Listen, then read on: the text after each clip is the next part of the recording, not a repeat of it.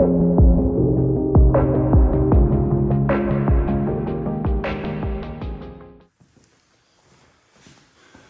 we're coming to an end piece, coming down here. The quickest and easiest way to do it, first you get your pieces in here. So what I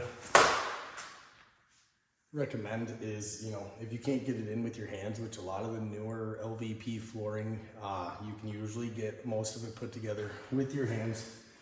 This is interlocking, so we interlock it this way.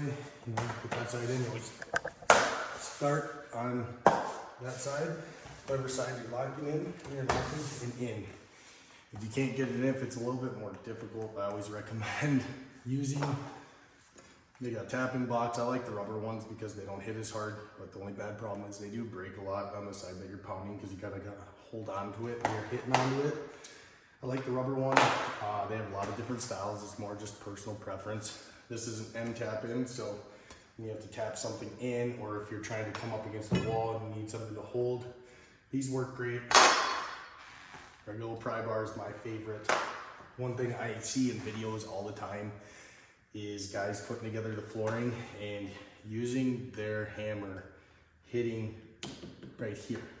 All right, I'll show you what it looks like when you hit it. So you got a piece right here. When you're always hitting this, you break them, you dent them and you break them just like that. You can easily break that stuff when you hit it with a hammer. It's super bad. If you leave that in there and you start locking your flooring together over time, it's gonna fail. And that's gonna be a big no-no, and you don't want that to happen.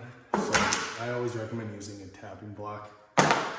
Or if you can get it together with hand, which 90% of the jobs I can do, I can normally get it together with just my hands.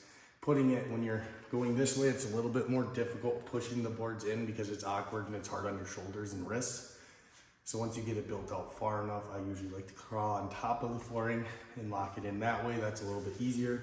When you're coming to an end like this, get a plank that you want to use. We'll go with this guy. Put it backwards. So this is the way we'll normally go this way. Put it up here. Get it close to the wall where you want it to mark it. Like a lot of guys, sometimes they'll cut it with a knife, and that works out just fine. If that's the way you like to do it, you score it a couple times and break it. I don't like it, so I have a flooring cutter that obviously needs to be greased up a little bit. I don't usually hear it. I usually have headphones in, but that bad boy makes a clean cut every single time. If you get a short enough piece, you can cut it this way as well with that.